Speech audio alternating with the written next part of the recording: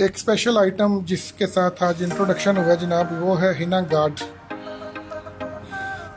दिखाएं, चेक कराएं हमजा भाई, क्या चीज़ है ये? समझ लो इसकी स्मेल आपको बिल्कुल फ्रेश ऐसी स्मेल है, बिल्कुल एडिक्ट हो जाएंगे, तो सुनते ही रहेंगे।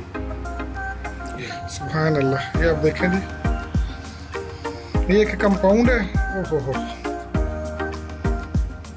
क्या बात है, ज़बरदस्त जी। ये तो आप इसको खा भी सकते हैं, इस किस्म की ये जो है ना फ्रेगरेंस है।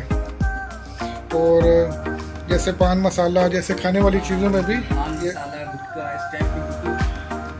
फ्रेश पान मसाला की तरह खुशबू है। और हिना गार्ड ज़बरदस्त जी, बहुत अच्छी। ये स्पेशल एक चीज़ है जी, इसको भी इंशाल्लाह इंट्रोड्यूस करेंगे पाकिस्तान में, फिर आप इसको भी ख़रीद सकेंगे।